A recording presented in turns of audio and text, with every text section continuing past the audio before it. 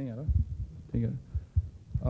To set the context of both, we can always twist the words off the grid or on the grid, because a lot of people on the grid also are off the grid many a time because of unreliability. So if a country like India itself today, this is the last statistic. I've requested all of my panelists that we will not have any much jargon on statistics or buzzwords. And because it's a conference on entrepreneurship, we'll all be very brutal and no diplomacy. Because we're setting the trend for other young entrepreneurs to actually know what are the faults and the beauties of being an entrepreneur and the challenges, so that they don't have to go through that many of us here on the panel have gone through it. So with those challenges that we have 300 million people without absolute electricity, and another 300 million who are suffering from unreliability. There are issues of livelihoods and poverty that are connected to energy, and more than 1.6 billion people. And when I entered this field in 1994, the number was same. And have we done, as humanity, have we done anything much in terms of energy? Are we looking at a very non-inclusive world? Is it a question of not having energy and nearly an issue of human rights in many ways? And when people talk of on the grid or off the grid, for example, when there are people who have electricity, and when a lady dies because of maternal death in an hospital which didn't have electricity, does it mean that she was off the grid or she was on the grid? I think we need to look at electricity, energy access in a very holistic manner. And how do we develop the ecosystem for the access to actually work is what we're going to discuss today. Just to give an example that, as we say, the biggest subsidy that Google got is the internet. Google would not have succeeded if internet was not there. Who builds that ecosystem for energy access or energy delivery to succeed? And what are those challenges? What are those opportunities? So I've requested my esteemed panel members who said, I'm not going to go into introductions. You can actually go to the web and see who they are and what they do. Let's get to the meat of what we are all talking about today is about energy and how do you get energy access in an equitable fashion, in an inclusive manner across the world.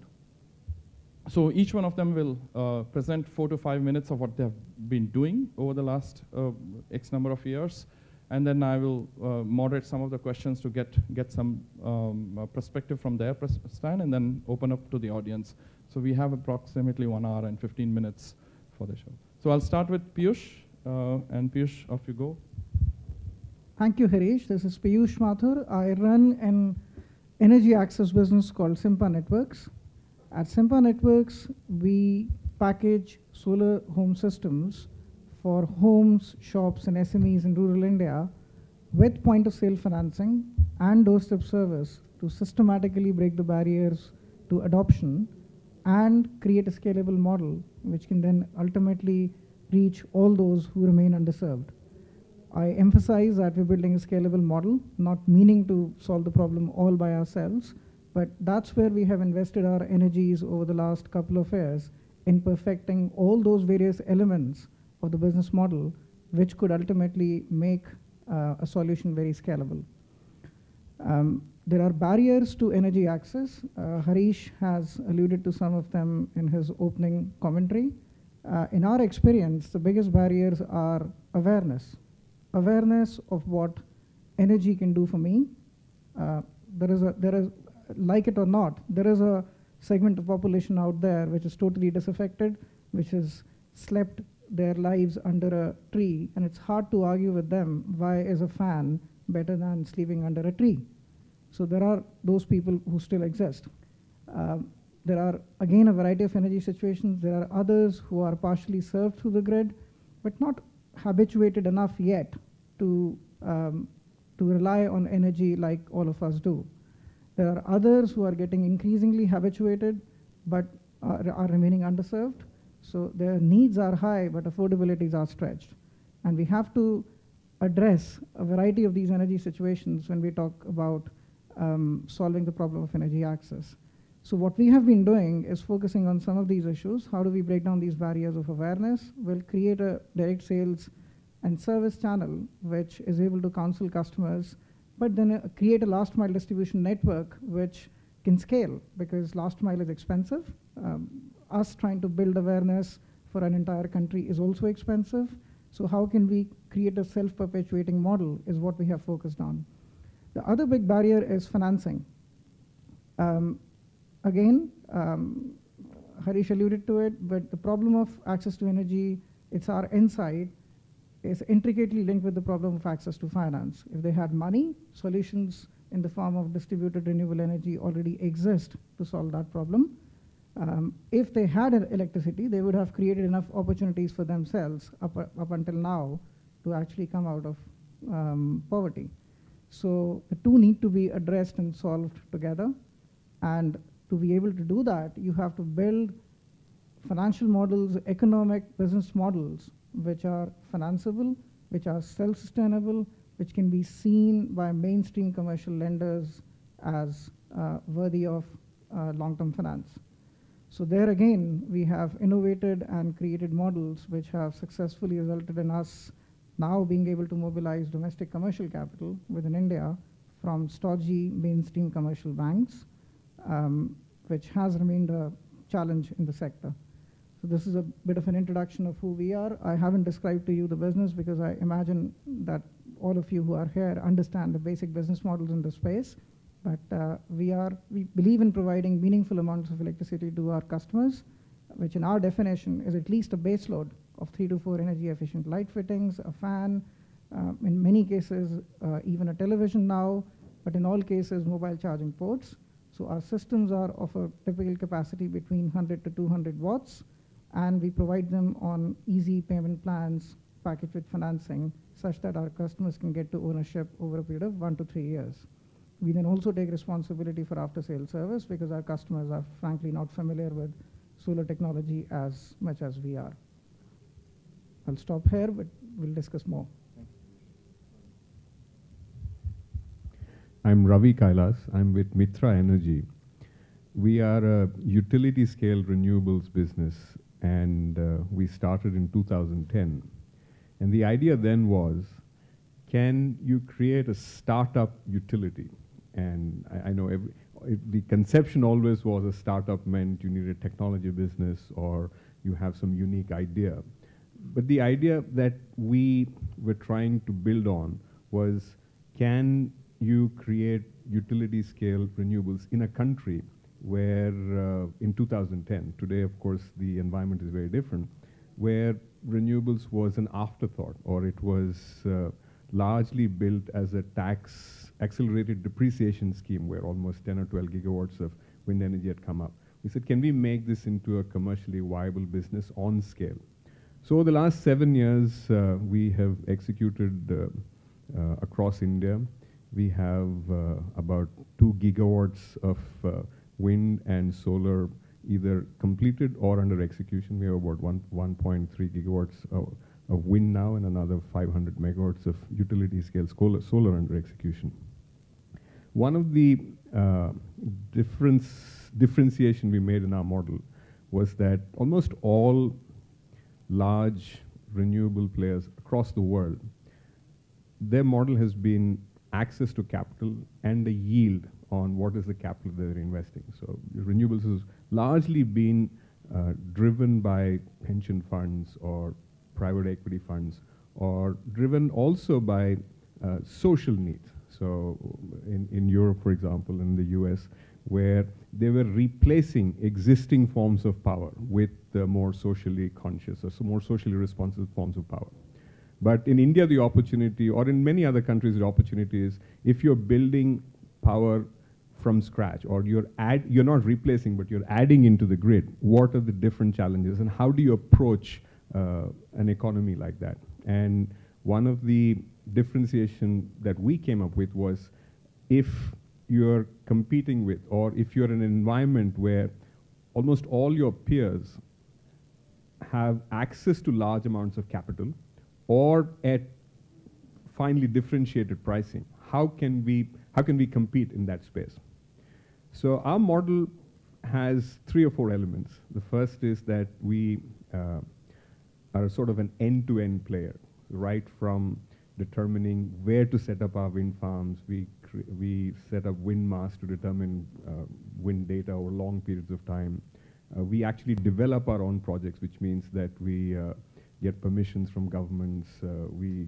We build transmission networks to go to local substations. We also do the EPC, the engineering and commissioning and construction of these projects by ourselves. And then we also do the asset management part of the business once these have been built. So we have been able to create a business that instead of simply owning a farm and selling power, so we are in almost all parts of that business. And I think that as you're trying to build in scale, we needed this level of understanding of building all of these. And the other thing is that we said that if you're going to be in utility scale and if you're going to build a percentage, build towards being a percentage of the total pie, it's much harder to say, I found this spot on the hill that's the best wind in the country. At the end of the day, you'll be pretty much the average in that area. So we said that we need to build almost across India. So even our first 500 megawatts of wind, instead of having it in 1 or 2 locations, we ended up building it in 6 different states, in 10 different projects. So we were able to understand what are the execution challenges in Rajasthan or Gujarat or Tamil Nadu, or different states have very, very different challenges. And of course, some of our innovation has also been in how we've been able to finance these projects and how we've been able to create a competitive rate of return on these projects. So that's a little bit about Mithra. Thank you for having me. We are a consulting firm, so a bit different from the other speakers. And you can see an infographic we put for you. So we are dealing a lot with energy companies, energy investors, investment banks. And what we do for our clients is that we try to put the whole picture in front of them in a crunched 1-page, 2-page to help them to strategize. And for what I thought would be interesting for this session is to look into Prime Minister Modi's energy policy and how that could create opportunities for entrepreneurs or investors. Here I'm not going to say that this is going to succeed or not succeed, so we are not talking about that, but just to introduce more into the eyes and then from the eyes of an investors to see what are the opportunities that this policy could create or potentially could create. Starting with energy security for India, for any country that is importing massive amount of energy like India, of course having a reliable source and diversity of diversification is very, very important issue. The other thing that is important for India is not only to have a reliable source of energy to feed and fuel its economy that is rapidly growing, is to providing energy for that 300 million people that you mentioned, but also to reduce pollution. So coming to Mr. Modi's plan, he also spoke about it yesterday in an inauguration of this conference. He introduced the Subhagaya plan that by December of 2018, based on his plan, he's targeting to electrify all of India, and that includes providing free energy to poor people. So here, just to look at that, how that could change the, first of all, the fundamentals. If this plan is implemented, we are expecting that within 2 years, the energy demand in India is going to, the electricity especially demand is going to rise 20 to 35%. But also the cost, so feeding and giving access to poor, for access of energy to poor people for free is going to cost the government of India about $2.5 billion. The other issue is the challenges that the whole grid system in India has, from lack of capacity to infrastructure. There is electricity loss in the grid, but also there is electricity theft. So these are all the challenges to be faced in the whole grid system. The other issue and that Mr. Modi is targeting is his renewable energy target by 2022. By 2022, he's trying to, or he's planning to build 175 gigawatt of renewable energy capacity, which out of these, majority of that is solar, which sounds very practical for India, but also for India that coal is a major source that is local, and it's India, the land host coal.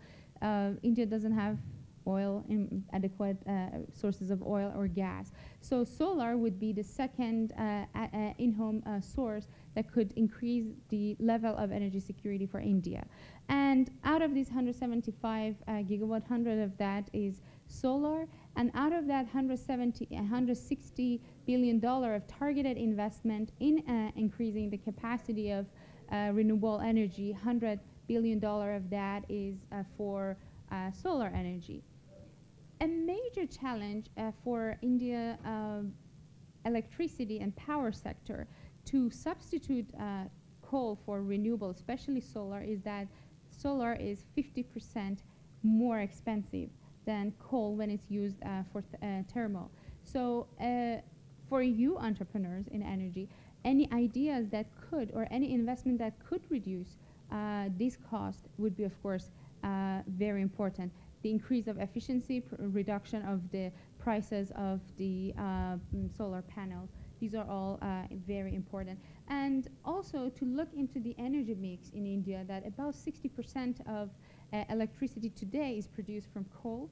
So how these numbers are going to change in the within the next 2 years and by 22. So these are all the very big challenges that the government of India is going to face. But on the investment side and opportunity side, of course, create a lot of opportunities for investing in solar energy, for reducing pollution from coal. There are entrepreneurs here. Actually, we had a discussion last night. There is a company that based in California. They have a technology to reduce the pollution from coal, and they're very interested in investing in India. They take oil from coal, they take the water, and so these are all very interesting opportunities that based on the overall energy policy under the current administration in India could be created for the entrepreneurs and investors. Hello. Yeah, thanks, Sarah, for setting that context. So let me ask Piyush. We've been successively looking at governments who have promised electricity over the years. I mean, our whole lifetimes. Is it practical? What Sarah said? I think to practically solve the problem, we first have to practically understand the problem. And I don't think there is a rich enough understanding of the problem amongst policymakers at this point in time. The whole narrative and the dialogue is still very binary, whether a house is on the grid or not on the grid.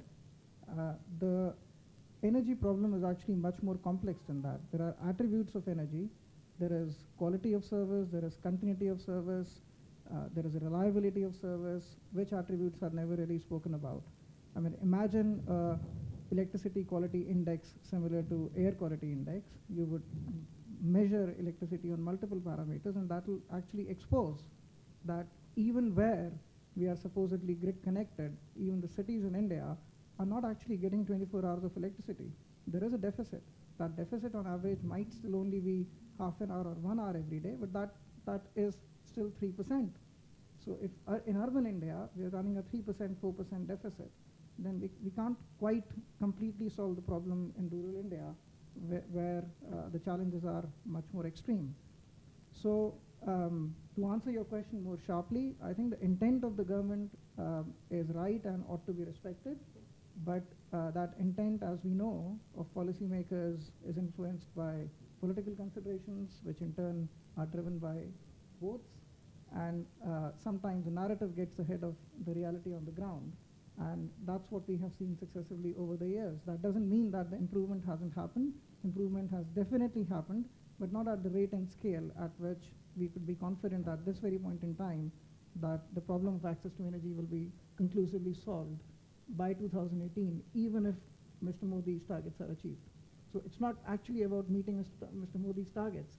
It's going beyond that. I mean, I mentioned that you're not here going to say that this plan is going to be either it is doable or not doable, but as an investor, that's his opportunity. Sure. Because, for instance, Mr. Modi is going to reduce the regulation or modify the regulation for investors, whoever is investing in the line with his targeted policy. So for investors, we see opportunity. But again, we are not judging. I said here, I'm not discussing today that if either this is doable or. Sure, sure. No, thanks. I mean, in a sense, where on exactly, I mean, I'm glad I'm a moderator, so I can ask the questions and I'm not in an answering position. Okay, so give me, let me finish with them, and I'm sure, I mean, and more controversial the better. So, because it's a problem we need to solve, and we cannot be diplomatic anymore. There are multiple poor people suffering from lack of energy, and then we need to all take our responsibility and solve it. And I think that's where we cannot be hiding behind. I'm glad let's get this out in the open, and this is the issue. So, Ravi, from your own experience, I was asked in '94 when I started Selco. In '94, I was asked, what happens to your business if grid comes in? Today, the younger entrepreneurs are asked the same question in 22 years. But from what can we learn from your own experience that in the large scale, that you have had so much of experience, how do we actually make it happen today for the rest 300 million, one, and for the unreliability? Because if you look at the blackouts, and Piyush would say, Piyush's business or any other businesses who are in the off-grid sector today, many of the clients who have bought solar from them are people who are already on the grid. So we are not even talking of people off the grid, but on the grid. What lessons can we learn from what you have done over the years? I think I'll be a little bit more optimistic on this one. Before I answer that question, I just wanted to add something to what Sarah said. I think you suggested that solar is actually more expensive than thermal, but actually in India the marginal cost of setting up thermal is about 5 rupees a unit, and solar is somewhere between 2 rupees 50 paise and 3 rupees 50 paise now. So it's actually today. So that's when we're saying this 200. If you're taking 200 gigawatts of solar versus 200 gigawatts of thermal, solar is actually economically easier. So to pull back, I think one of the biggest changes that has happened is this price differential. Most countries, even if you take the UK or Germany or the US, in the last 10 or 15 years or 20 years, the push was based on social policy, saying, I mean, from people saying, look, we don't want coal power, or we don't want something that is damaging the environment. But in countries like India, while politicians still want, or people still want clean air, etc., the push has come from saying that, look, we have 300 gigawatts of total generating capacity today. We need 2,000. So we have less than 10% of what we actually need today. So where is the rest of the 1,800 going to come from? And if you're saying we want to add 200 gigawatts of renewable in it, I believe that it is going to happen. In fact, if anything, the issue will be whether it will happen in 5 years or 7 years or 9 years. It's not the question if it's going to happen or not, because it's a commercial proposition.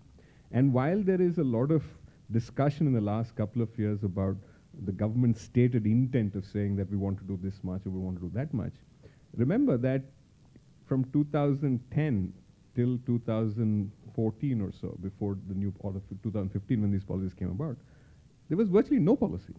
And every state had its own policy. And typically the policy was to ensure that the renewables got about 25 paise less than thermal.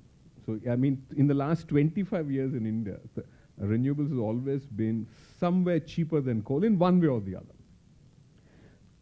I think that just as, for example, if you take a different sector, like let's say the telecom sector, I don't think anybody believed that we would have 1 billion mobile phones and that the largest number of these customers would actually be rural. And it was not through government policies that these happened. It was because there were some incentives to go out there, but it largely came from demand.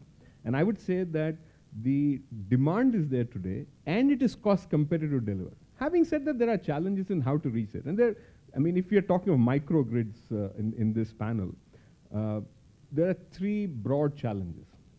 One is that power everywhere in the world is sold through a cross-subsidy model.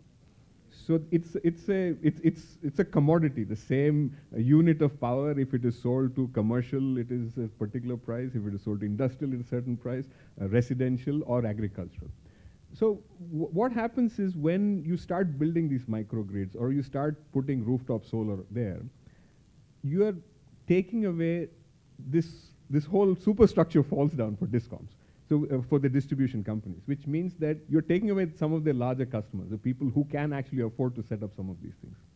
And also, when you have this cross-subsidy model that is being threatened, so you find the local regulator saying, no, I don't want this to happen. So that's the tension there between what is national policy versus what's happening on the ground. The second is financing, which is this is a larger issue there. Because if you're setting up these grids in this village or in this town or attached to this municipality, as the price is falling every year and every 2 years, so you purchase these assets, you put them up there, and you sign a contract with either the local municipality or with the local cooperative of apartments who are there, or to individual households. And 3 years later, somebody else comes along and says, hey, you know what, the price is actually half of that now. More worryingly is what happens when the government grid comes there and says that, yes, this village, you guys have set up this microgrid, wonderful, and you had this agreement that you're supposed to sell power for the next 10 years at this price, but we've brought this grid along there. So that has what is going to be the exit mechanism when that comes? So that's a huge challenge there. The other is like mobile phone. I mean, if you take it out there, you're handing it to somebody, you can virtually give it away, or you can give it for 1,000 rupees, 2,000 rupees, etc. This is a lot more expensive equipment. So it's not worthwhile, it's not the capability for the user to purchase capital equipment to generate power does not make sense. But if you own it and if you're giving him or if you're giving that household the ability to buy and over a period of time to own it, and if that period in this requires somewhere between 9, 10, 12 years, if you're getting return on capital assets of that size. So where is the security in that? And I mean, and you're also leaving it on somebody else's rooftop. How do you get access to that? What happens if he decides, I don't want to do this anymore, I don't like yours anymore? You can't take that asset really and put it somewhere else. There's some of these issues. And all of these have resolution. I mean, all of these have ways in which they can be resolved. And I think that as the Indian government has set a goal of almost 40 gigawatts of rooftop itself, or basically this microgrid, or going to individual customers. So I think that unless you resolve some of these issues, we are not going to get much further ahead. But once they are resolved, just as we see, I mean, in 2010 when we started, the total industry size of additions in the industry was about 2 gigawatts a year. Today we're expecting 20 gigawatts a year or 15 gigawatts a year. So that's a very positive sign that the industry size has grown by 10x in 5-6 years. No, thanks Ravi, for putting that perspective, because definitely this government is somebody who is also put renewable energy at the forefront, and which was not there. Also, I mean, the thing is, you talked about rooftops, and all three of you have talked about rooftops and our policy getting stronger in this country. But the point is, rooftops, and we're saying the US has a certain model of rooftops, where many of the states have incentives. Germany has a certain, but the difference between India, US, and Germany is that people in the United States and Germany work in cities and live in the suburbs. There is a building codes in the suburbs. Here people work in the cities and live in the cities, right? Me sometimes putting a rooftop in my roof, I have no idea if the next guy is going to sell his land, make a multi-story building, and a shadow falls on my roof. We are vertical. We are vertical cities. We are vertical. We are not suburban. And so the rooftop, second point is, when we talk about feed-in tariff, with our transmission and distribution losses at approximately 25 to 30%, should we not be incentivizing people for owning solar in your own house, and I'm going to incentivize how much you're not going to buy from me, rather than incentivizing me from how much you're going to sell to me? I think because, if you're selling it to me, again I'm losing 25, 30%. should we not culturally, socially, at a country aspect, change the way we look at feed-in tariff in this country? You're absolutely right. So that's where this cross-subsidy things comes in when we talk of net metering. So where you're, let's say you're buying power on a residential unit at, let's say, 4 rupees. And you expect that when you want to sell your surplus power to the grid, it should still be 4 rupees. But that's not what the wholesale cost of power is for the grid. So the grid loses money on the net metering unless it is managed well. So that's one.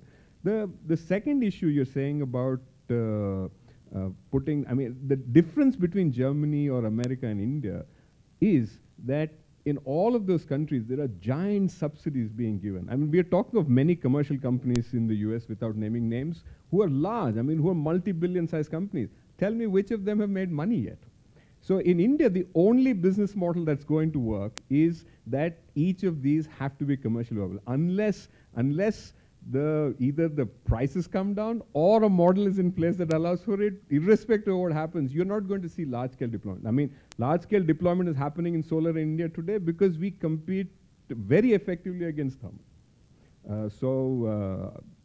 Does that answer the question? No, absolutely. Thanks, Ravi. And I'll come back to you, Piyush. Just I wanted to please. check one thing, just the information, the data that we put together, because we didn't want to.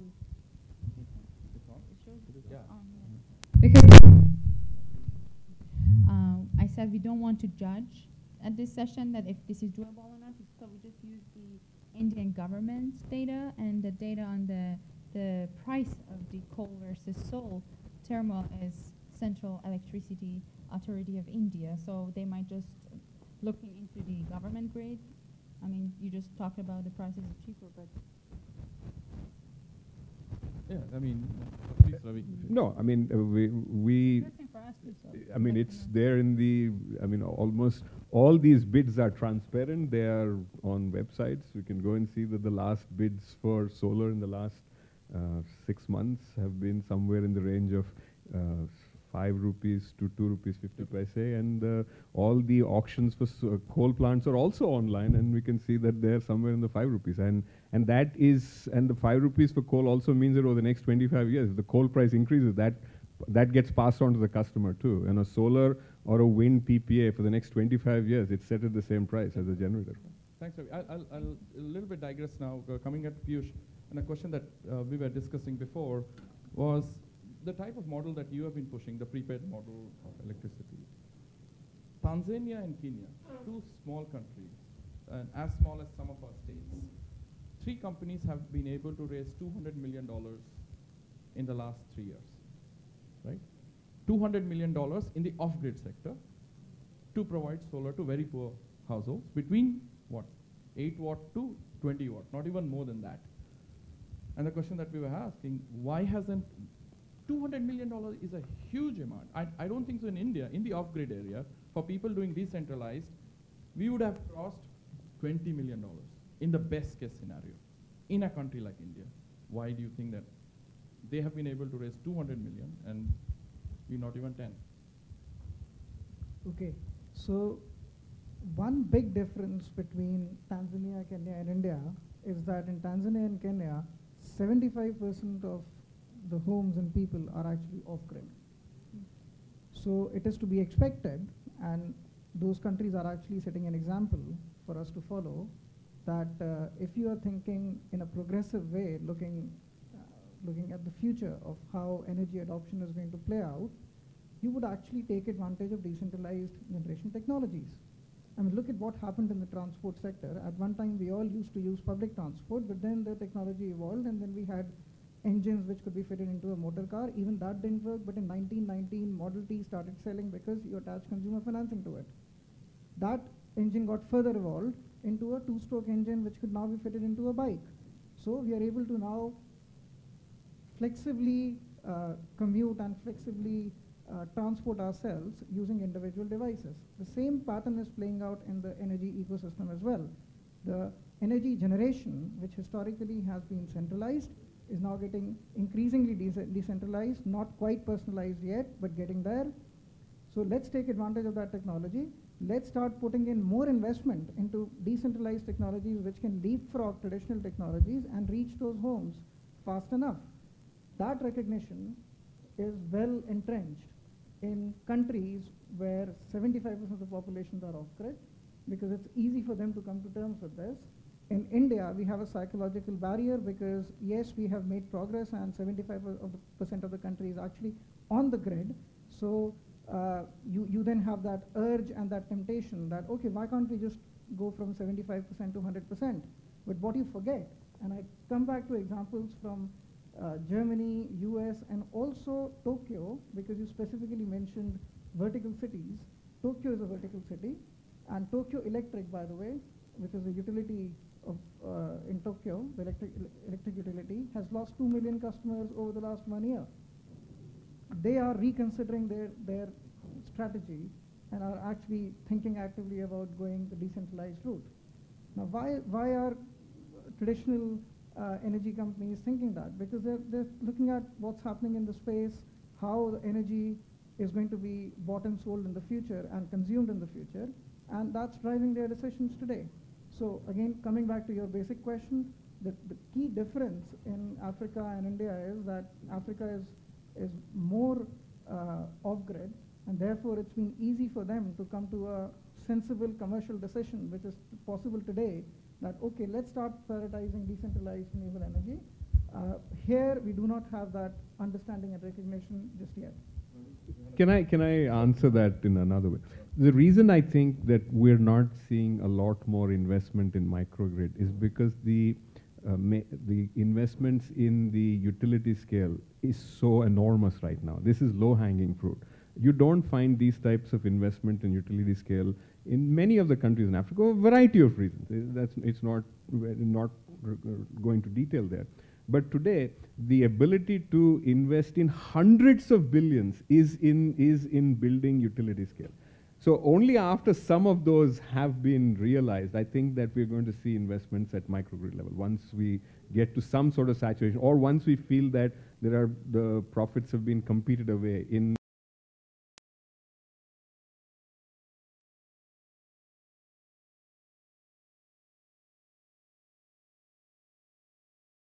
but if it takes the same amount of effort for us to build a 10 kilowatt plant, 100 kilowatt plant, 1 megawatt plant, or 200 megawatt plant. That's almost the same amount of effort, energy, going around, finding land, getting permissions, etc. So, but as you said, only 20 million may have come in off-grid in India, but 200 billion is expected to come. Most of the other countries, I mean, India is going to be one of the largest investment destinations for renewables. It already, you can see that happening already. Sure, yeah, I mean, it's renewables, yeah, so I mean, to also give a context to people, from our perspective is, while you said Tokyo company is losing customers, here by not providing electricity, we are actually losing generations, right? I mean, we need to look at little differently. But Piyush, if you can also, what Ravi mentioned about the threat of decentralized energy, whether it's individual home lighting systems or microgrids, or whatever model that we do of supply chain. People, I mean, there are a lot of young entrepreneurs and policymakers here in this. Always the question is that grid is going to come and what's going to happen. You've been running a business in UP, in Uttar Pradesh, where people say, oh, it's not going to work, but you've done. Do you think that's a threat? 90% of our customers are already on the grid. Why are they taking so? We are building a business on the basis that they're still underserved. And why are they underserved? They're underserved because the grid is unreliable, the grid is poor quality, the grid doesn't give them the base load that they expect. So what is the grid there for if it can't even provide the base load? And according to what Ravi's statistics is, even if the grid becomes reliable, your systems will always be cheaper. Yes. No, I'm making a slightly different point. It is that if you're building one is to sell or to create an individual customer-owned thing. But when we say microgrid, we're talking, let's say, for a village or a cluster of people, where we say we'll build a solar project there for 1 megawatt or so and supply these 500 houses. So those are the kind of projects I'm talking about. I'm not talking about individual devices in people's homes. See, Ravi, the issue a lot of times, if you look at, there was a debate earlier that we have, in India, we have a surplus of electricity, right? Today, surplus of electricity. That's because the distribution companies are not buying it. Because the more they distribute, more losses they'll get into, right? So the business model today, or in terms of decentralized energy, in many ways, what we have seen in India is a lot of people who bought solar and are poor are actually paying to the banks. Same people who actually don't pay to the utility. So there is a sense of ownership that comes in. So do you mean to say that India is kind of the right model to look at decentralized energy, and this lots of infrastructure actually does not make sense? No, the difference is if you're providing a light or if you're providing a fan, etc. But if you're trying to run a washing machine, or if you're trying to run anything that requires more energy, we are talking of a different level of capital investment there. I mean, we're saying that, as soon as people get the first bit, just as Piyush said, as soon as you get one, you want the second round. But for that, you need a completely different type of generating. That's the level what I'm talking about. If you're saying that a household in Hyderabad or in Chennai of 5 people have this much requirement or power requirement, if you're trying to replicate that in the microgrid, those are the issues. Those are the issues that come up at that time. Those require significantly more financing than what an individual household can bear or should be allowed to bear. Why should an individual household be required to bear the capital cost of generating power himself? And Sarah, you. Well, I know that I'm not supposed to ask question, but I would like to question your question, because you mentioned a few times that what will happen to the of businesses that are into solar and off the grid if the electricity, the undergrid expands. But I don't see these things necessary to be separate. And again, just to emphasize on what the other panelists said, that people can be still undergrid and use yes, exactly. So that's very important, and that's how in U.S. happens. Is many houses that they have rooftop solar panels, they are not off the grid, or they don't cut their connection with the grid. And in India is the same. I traveled a lot around the country, and in Chennai there are many houses, many hotels that they have rooftop solar panel, but they're still connected. They might save. I remember myself telling us that at night you're not going to take a warm hot water shower, it doesn't run, but they're still connected. So I don't see that as a threat for the investors in solar or Sarah, there's a difference of people who are not on the grid, have solar, and the grid comes in, is a difference to people who have grid and then buy solar. Yeah. There's a different mind perception, yeah. So what happens is, in a lot of cases, the people stop paying for the bank until they realize that the grid is unreliable, so I start paying back to the bank, right? So this is the social, the willingness to pay, and the social business models that actually, in terms of the social dynamics of communities, that needs So to now be. I have a question. Sure. Just here, even not putting people on the grid. When Mr. Modi announced this plan that is going to give free energy, electricity to poor, what happens to the off-the-grid businesses? Even before because they're not supposed to pay anything to the government, then are they still willing to pay the bank? So that's. See, I have the free. Whenever the government announces free, it does not happen. It's one light bulb free. And It's not all your power free. There's a large scheme called Bhagya Jyoti scheme. A Bhagya Jyoti scheme is people who earn less than. No, I'm just 40 talking no, about no, mindset, wait, I'll because tell you. you said mindset. No, there's I'm just already saying a Bhagya Jyoti scheme for last 50 years. People Yeah. who earn less than 18,000 rupees get free electricity already, but still have got for solar and paid for the bank. And still we have electricity theft. See, electricity theft is a different ballgame. It's a different animal. It's a gorilla. It's lot. And if you look don't at want to touch it. yeah, no, because if you look at the percentage of people who actually do electricity theft, it's a larger institution. It's not the poorer people. So if you look Typically at for it, agriculture yes, or and agriculture and large institutions. or Anyway, Yeah, but that's Piyush, when in the sense that today when you look at people who have, I'll come to you after this. So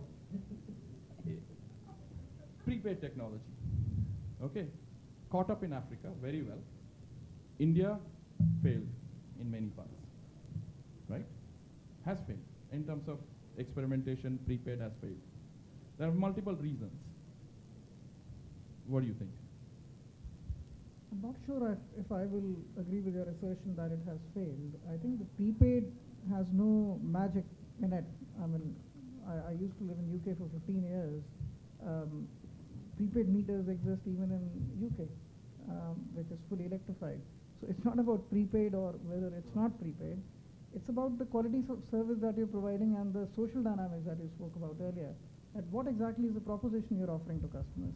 If it's prepaid for usage, then that's a utility model, and I have a choice of not using it for some times in between and then using it for other times, which then elongates the payback periods for the developers, which I think is a problem because our financial industry isn't mature enough to deal with that type of uncertainty.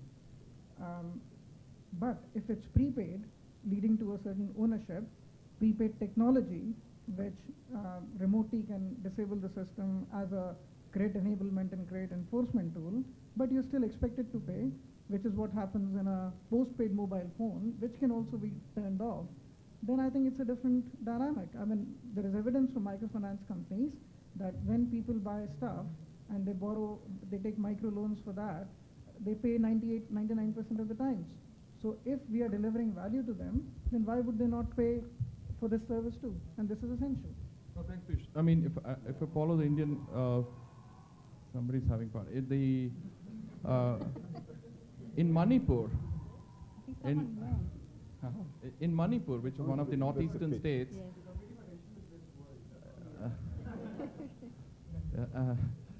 so in Manipur, which actually the state utility bought in prepaid for paying electricity bills. As soon as they brought in the prepaid, solar market went up. Because people started realizing that if I save on electricity, can I pay that much for actually owning a solar? In fact, prepaid in the utility sector led to increase of renewables in many ways. That actually shows that people found out that renewables was much cheaper than owning it in many ways. Ma'am, give me an answer. Oh, after, please, absolutely.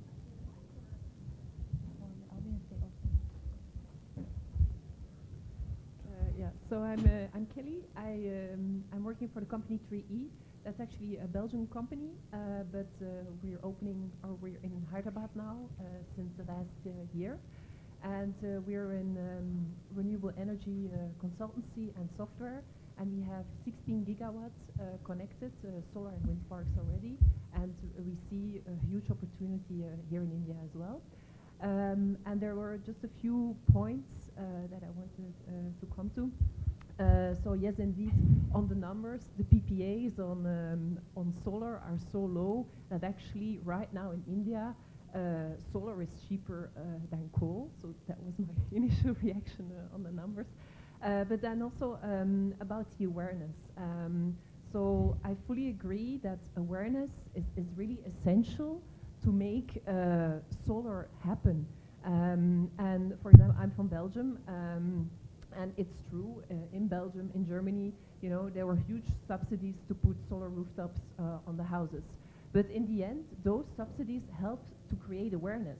Because, everything was subsidized, and everybody was investing in solar panels on their roofs, and now everybody has it, and the prices went down, but everybody still wants it. And it's actually now even part of the building policy that if you build a new house, you have to reach a certain efficiency level of your house, and that means that you have to integrate solar energy in your house.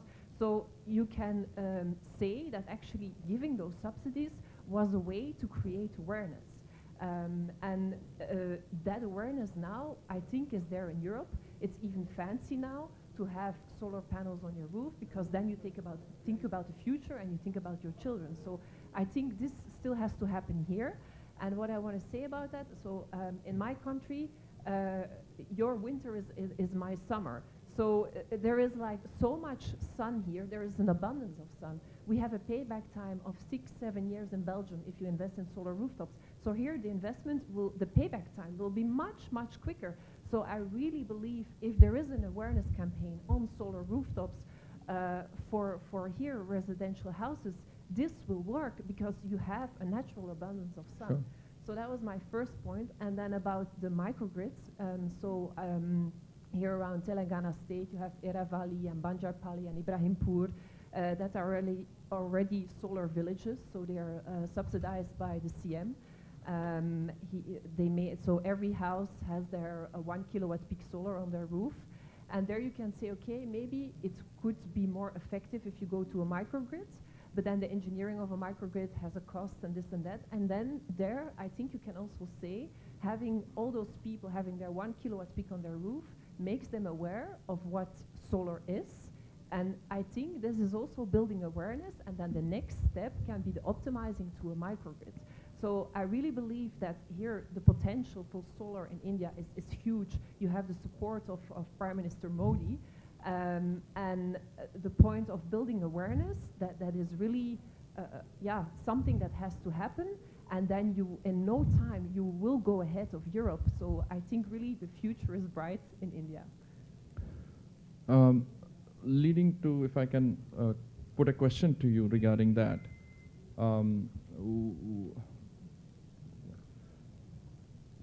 From your perspective, each of your perspective, what is one ecosystem stakeholder that should be on the table, or a process or a policy that should come into that would actually change that we go far ahead?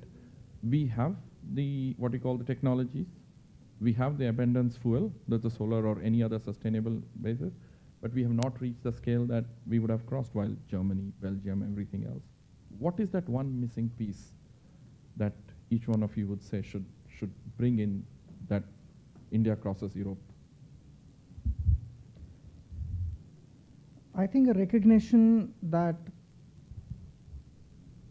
distributed renewable energy has a role to play in achieving universal energy access. Because why do I say that? I say that not to present distributed technologies as an alternative to the grid, but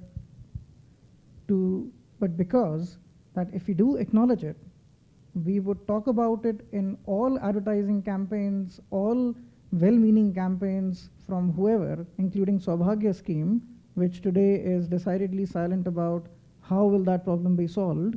But if it could say that today you have several options. You can go for a government grid connection, you can go for a individual solar home system, or you could do that, or you could do that. If the whole awareness building could be more comprehensive around making people make their own choices, or letting people make their own choices, I think that'll change the game. Well, countries like Belgium and the UK and the US, first, their sizes of their homes are different. We're talking of microgrids here of people who don't have access to power at all. And we're trying to say, can you please put solar panels on your roof? And can you put this battery? And can you have all of this so that you can run your washing machine? I don't think we even need to do that. I believe that the solution should be to create a microgrid for that location, and then it should be whoever is the utility or who is the entrepreneur, who is the company setting up to provide power to these people. I don't think that social policy should be that every individual villager or small hut should have a solar panel on their roof. I think that there is a big difference in the person who does not have, or the household who does not have power in India versus a very different category of customer that is being compared to. And I think that the problems that need to be solved are what I said. If we as a company are going and finding these 2,000 people in this remote area, and we are setting up a grid for them, we will set up panels. There's plenty of land. You set up, and you can actually work with the local community, you can work with the local village authority and say that for these 100 homes, we're going to provide power, and it will power all your basic needs. You got a washing machine, you got a TV, you got a fridge, you got all of those things, and you need to pay for it in a particular way. The question I was saying, or the issue that I was saying, maybe I can explain it more, is that when the new grid comes in, what does this local grid do? Maybe I didn't explain before. It's not that if somebody puts it on a house and a grid, yeah, both of them exist. How do we replace this as an investor? If we are putting billions of dollars into saying that all of them, and we identify 2,000 different locations, we put these up. What is the fate of the investment in these things?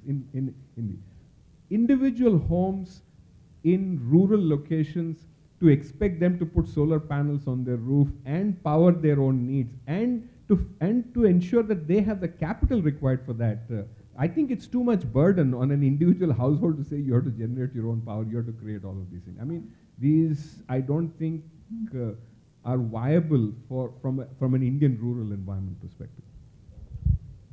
I think the first and significant difference, I think, is the lifestyle and the different, like India is a much larger and more diverse society, and we talk a lot about washing machine, but I mean in rural area, people, even in cities, not everybody has washing machine. I mean, if you're like thinking about a poor family in rural, like a village, they don't have washing machine maybe in the whole village, you know. So that one lamp is all they need. And again, going back to the city, we didn't have washing machine. We had a lady who would like wash the clothes with the hand. So I think again, access to internet. We talk about awareness among the people. Like there are many rural areas. Like how we create that awareness. I think the way that we should send the message or like design that message to create that awareness are all different from like a country like in Belgium. So I think there are many differences, just the different society, different lifestyle. India is a very big country that from village to village, from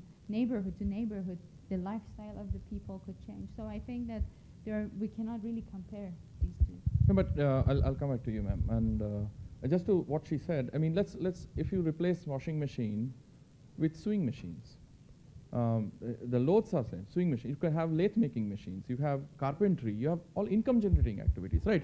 So in Belgium, it could be from a luxury perspective what you look at. But in India, the problem is today nobody is actually working on the efficiency. Today, when I design solar for sewing machine, everybody says solar is expensive. Nobody says the sewing machine is inefficient. Right? So today we need to work on the efficiency of lathe making, and that's if somebody is an investor or an entrepreneur, efficient livelihood appliances is a huge opportunity in this country. And near cities, not even very remote and hard to access villages. right. The homes are designed very simple. Sure. So even one lamp could create opportunities Sure. for education. Sure. But I don't see any solar, I don't see any like washing machine. So I think that one lamp to begin with, it's very important. Sure. And then we could of course increase the Base. like yes, if the family could afford to have a sewing machine or. So I think it's very different layers. Sure. Absolutely. Yeah. Come on. I'm Jessica Obed, energy engineer. I'm interested in knowing the perception of the people and their actual needs, like in India. Because like policies often have great, I would say, incentives, but they do not account for the needs of the people. And I'm asking because like 3 years ago, Greenpeace established this mini-grid in a city in India, which I do not recall the name. But after that, they did a survey and found that people were so not satisfied with that mini-grid, it was solar, because it only provided them with a few lamps. And so many people, even though they do not live, they live without access to energy, would find it a bit offending to only have like access to one light bulb or 2, 3 light bulbs. And I quote one of the people who received part of that, and he said like we wanted real electricity, as if solar is not like real electricity because it cannot power everything. And although I do not know the details of the plan, I just know like it was $2.5 billion. I read the headline a few weeks ago. But I'm wondering if it's also like just access to a few light bulbs and if the people will actually be satisfied with that. You want to go? Yeah. I think that in a country like India that is growing so rapidly, we can't design our systems based on the needs of 50 years ago, that you have one light bulb that is sufficient. I mean, everybody is aware of what their aspirations are, what they would like to do. And there are, I mean, incomes are growing. If you see that in the last 10 or 20 years, of course, there are many poor people, but there are many people who are moving out of poverty. And I see no reason why we should build a system for the future where we are not designing for their actual needs, what they're going to have in the next 5 or 10 years, not what they had or what they would have been satisfied with 10 years ago. So when we are sizing a particular location or a particular set of people, we're saying that what is their per capita consumption of power now, and what is it expected to be in the next 5 years, and you have to, we try to design for that, not just. I think so. I believe that, I mean, you start with some basic saying, look, we provide electricity, But that, as you said, I mean, as he said, I mean, you get 1 hour or 2 hours or whatever, you can check a box saying that you provided power to that place. But it is not satisfying the true need of those people there. I mean, earlier we started with the basic feature phone.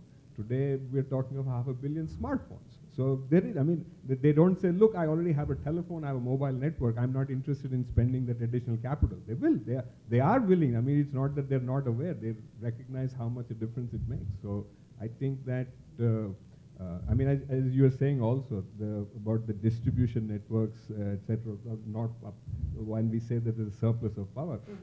The old model was that you have these huge thermal stations or gas stations one way, and you have these massive transmission lines going everywhere.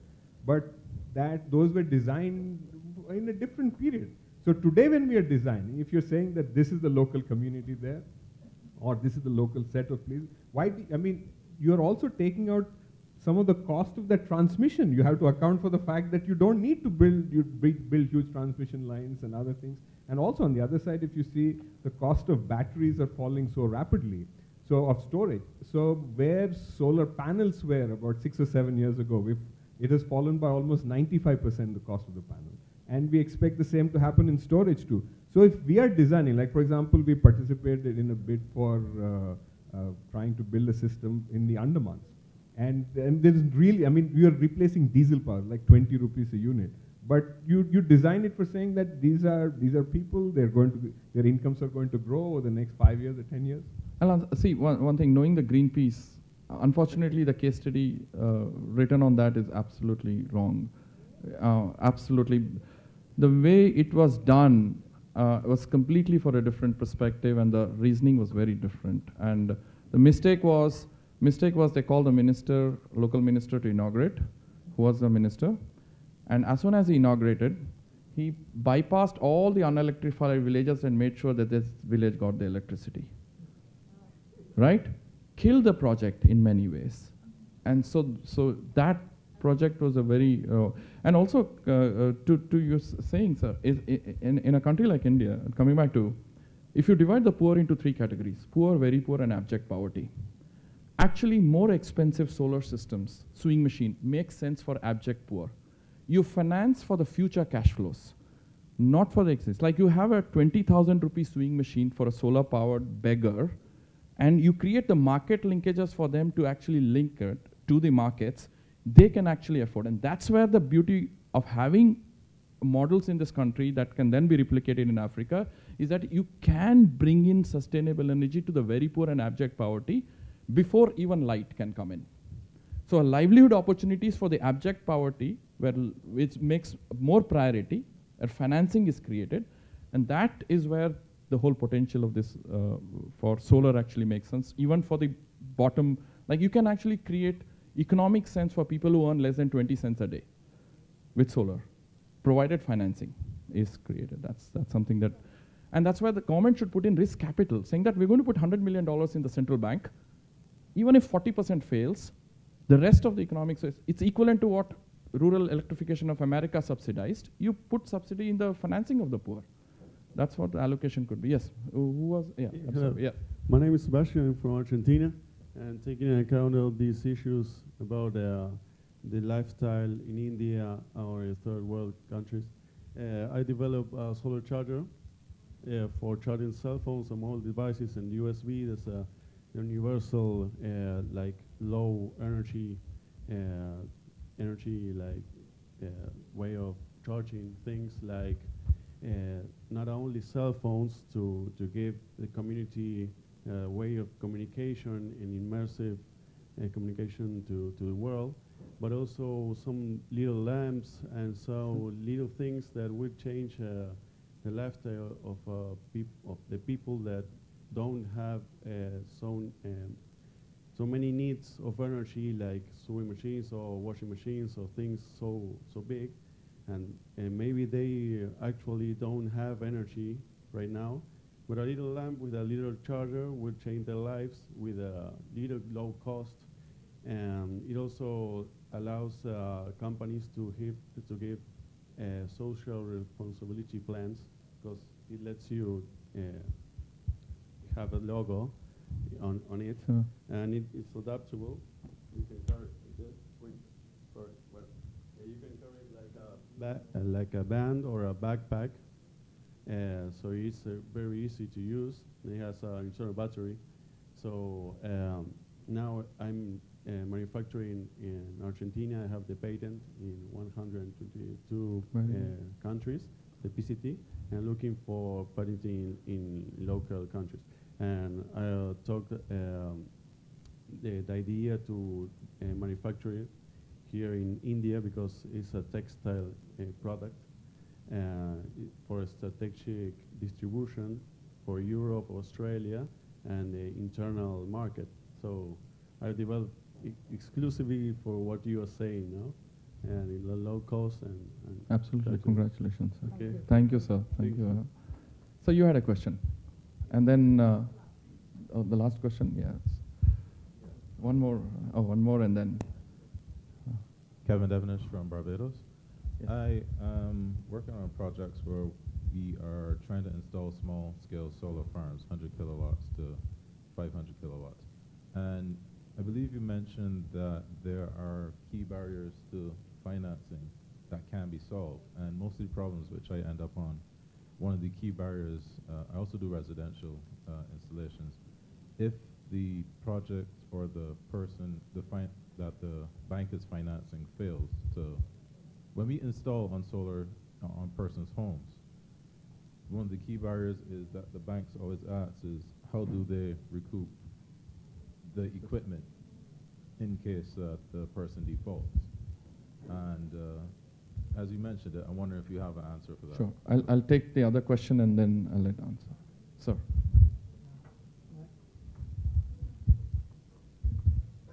My question was, but I think it's too late. We've been talking a lot about serving underserved communities or communities off the grid or very unreliable and rural communities. But the numbers are so huge, 175 gigawatt and 160 billion investment. If India wants to do this, India will need very large projects. Of course, decentralize is part of the solution, but if you don't do the big ones and work on your grid, you're not going to make these numbers, okay? Reliable electricity in an urban environment only on decentralized without investing in the grid itself. Investing in the grid itself is very expensive, and then this capacity is hugely expensive. So does the Indian government have an idea who will pay for it? Will they pick the consumer, or will the government front it and then make the consumer pay? Because otherwise the investment will not happen. Thank you, sir. Yeah. So one sec. Can you get the answer for him first, and then and I'll let the second one, Sarah and Ravi, answer. So I can answer your question. We have sort of solved that problem. We use IoT technology to attach to the solar panels that we install on rooftops, such that we can now monitor performance, usage, and can also enable and disable those panels remotely. So if you do that, then you can actually turn off that household's complete access to electricity if the customer or the household goes errant. So there are ways in which you can solve these problems. Again, I think you have to apply yourself and think creatively. On your question, I actually believe that while capital is an issue, but I don't think it is as big an issue as it seems. If you take this year alone, we're talking of almost 15 gigawatts coming up, which is almost $20 billion in 1 year. And if companies with good credit ratings are able to raise this, I mean, we ourselves raised over 2 billion in the last 3 or 4 years. So, and there are huge investments coming into this sector because it's commercially viable.